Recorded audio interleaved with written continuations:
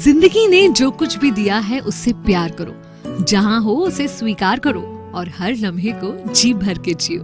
94.3 my FM से मैं हूँ विनी आपके साथ। और चलो आज कुछ अच्छा सुनते हैं। हम सब अपनी लाइफ की सिचुएशंस को, अपनी कंडीशंस को लेकर दुखी रहते हैं, क्रिप करते रहते हैं, लेकिन उन कंडीशंस में क्या अच्छा छुपा है ये तो देखते ही नहीं है। ऐसा ही एक सेवक था, मंदिर में काम किया करता था, साफ सफाई का, भगवान की सेवा का।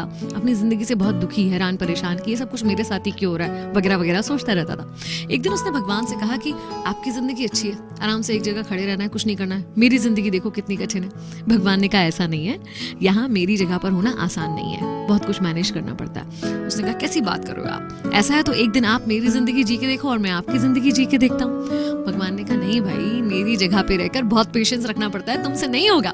उसने कहा जरूर होगा, आप मुझे मौका दो, आप जो कहोगे जैसा कहोगे करूंगा, लेकिन एक दिन के लिए मुझे भगवान बनने दो और आप एक साधारण इंसान बन के जी के देखो। भगवान मान गए, लेकिन भगवान ने कंडीशन रखी कि बहुत सारे लोग आएंगे, तुमसे कुछ भी कहेंगे, लेकिन तुम्हें रिएक्ट नहीं करना है। वो तुमसे चाहे प्रार्थना करें, चाहे तुम्हें अच्छा बोले, बुरा बोले, तुम्हें सीधे खड़े रहना है, ना तुम्हें कुछ बोलना है, ना अपनी जगह से हिलना है, बिल्कुल मूर्ति की तरह ही खड़े रहना।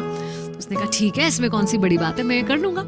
अब बन गया वो सेवक भगवान, और भगवान निकल गए एक दिन की छुट्टी पर। सबसे पहले एक व्यापारी आया मंदिर में, जिसने हाथ जोड़कर प्रार्थना करी कि हे भगवान, एक नई फैक्ट्री लगा रहा हूँ, मुझे खूब धन धान्य देना, मेरे उस फैक्ट्री को खूब तरक्की देना। ऐसा बोलते हुए जैसे ही झुका तो उसका वॉलेट गिर गया, वॉलेट वो वहीं भूल कर चला गया। अब मूर्ति बने सेवक को मन करा कि उसे रोक कर बता दूं कि तेरा वॉलेट गिर गया भाई, मगर नहीं बता पाया क्योंकि कंडीशन थी कि बोलना नहीं है, हिलना नहीं है। उसके बाद एक गरीब व्यक्ति आया, जेब से 1 रुपया दिखाकर बोला कि ये लास्ट 1 रुपया बचा है, क्या करूं, इससे माँ की दवाइयां खरीदूं या परिवार का पेट भरूं, समझ नहीं आ रहा भगवान, मैं कैसे जीवित रहूं और अपने परिवार को जीवित रखूं। और देखा उसने नीचे तो उसको सामने एक वॉलेट पड़ा हुआ दिख गया। हे भगवान, धन्यवाद, धन्य हो, तुमने तो मेरे सारे संकट दूर कर दिए, पैसों से भरा हुआ ये वॉलेट मुझे दे दिया। इसके मन में आया कि अरे मैंने नहीं दिया, ये चोरी करके जा रहा है, इसे रोक लूं, लेकिन कंडीशन वही थी कि ये बोल नहीं सकता है और हिल नहीं सकता है। तीसरा व्यक्ति एक नाविक वहां पर आया, एक सेलर, जो कि जहाज लेकर 15 दिन के लिए समुद्र में जाने वाला था। प्रार्थना करने आया था अपनी सुरक्षा की, कि वो सुरक्षित सफर से अपने परिवार के पास वापस आ सके। वो प्रार्थना कर ही रहा था कि व्यापारी आ गया पुलिस को लेकर। देखिए देखिए, इसने ही मेरा वॉलेट चुराया है, क्योंकि मेरे बाद मंदिर में यही आया है। पुलिस उसे पकड़ कर ले जा रही थी और अब उस सेवक से बर्दाश्त नहीं हुआ कि इनफ इज इनफ, अब मैं और मूर्ति नहीं बन सकता, अपनी आंखों के सामने इतना गलत होता हुआ नहीं देख सकता। उसने कहा कि ये बिल्कुल गलत है, इसका जो बटुआ है वो उस गरीब व्यक्ति ने चुराया है, मैं भगवान हूँ, मैं बता रहा हूँ। पुलिस ने भगवान की बात तो माननी ही थी, उस गरीब व्यक्ति को पुलिस पकड़ कर ले गई। शाम हुई, जब भगवान आए तो उसने बड़े गर्व से बताया कि मैंने एक अन्याय होने से रोका इस तरह से। भगवान ने कहा हे राम, तूने तो सारा बंटाधार कर दिया, मेरी प्लानिंग का कचरा कर दिया।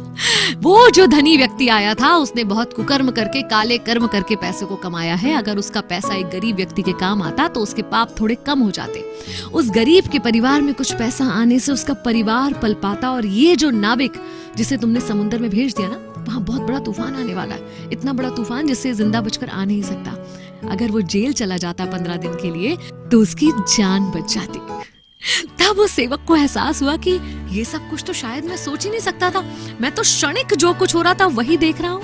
और यही हम और आप भी करते हैं, ऊपर वाले की उस लंबी प्लानिंग को समझ नहीं पाते। कुछ क्षणों के लिए जो चीजें हमें लगती हैं कि हमारे साथ गलत हो रही हैं, एक्चुअली उसके पीछे भगवान का कुछ बड़ा अच्छा सा प्लान छुपा होता है। याद रखिए, अगर ये आपकी मर्जी से नहीं हो रहा है ना, तो ये भगवान की मर्जी से हो रहा है, और जो कुछ भगवान की मर्जी से होता है वो बहुत अच्छा होता है।